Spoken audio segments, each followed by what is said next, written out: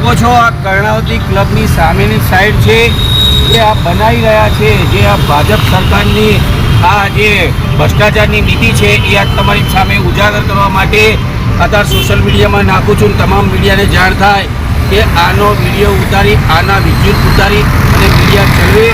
આ કર્ણાવતીની બિલકુલ સામે ઇસ્કોન ગાંઠિયાની બાજુમાં જે છે આ એક પ્લાસ્ટિકના સળિયા નાખ્યા છે, એવા પ્લાસ્ટિકના સળિયા નાખ્યા છે. હવે વિચાર કરો, આપણે ગામડાઓમાં તો રેડિયા છે ને ધાબુ ભરે તો લોખંડના સળિયા નાખતા હોય છે. આ પ્લાસ્ટિકના સળિયા નાખીને શું સાબિત કર્યું છે કે જનતાના ટેક્સના પૈસા ભ્રષ્ટાચાર કરવા માટે છે.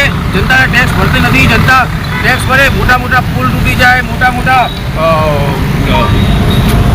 કૌભાંડ કરવામાં જ શક્ય બની રહ્યું છે. હવે આગળના દિવસોમાં આની મોટી તપાસ થવી જોઈએ. આની તપાસ કરીને આ જે પણ અધિકારીઓ હોય, જે બિલ્ડરો હોય, જે કોન્ટ્રાક્ટરો હોય એની ઉપર એક્શન લેવા જોઈએ. આ એક પ્લાસ્ટિકના સળિયા નાખે છે એટલે એનું કારણ શું? આ ચોખ્ખો ભ્રષ્ટાચાર દેખાય છે. તમે માનો સરખેજથી ગોતા લગીને આવી રીલ બનાવીને પ્લાસ્ટિકના કરોડ રૂપિયાનું બજેટ, કરોડ રૂપિયાનો કોન્ટ્રાક્ટ સોંપે છે અને એક પ્લાસ્ટિકના સળિયા. હું એક કોંગ્રેસ ગુજરાત પ્રવક્તા છું અને તમને નહીં માનો, એક જનતાને પણ આને વિડીયો જાગૃત કરવો જોઈએ અને આમને કડક ને કડક સજા થઈ જોઈએ અને આ ભ્રષ્ટાચાર રોકવો જોઈએ.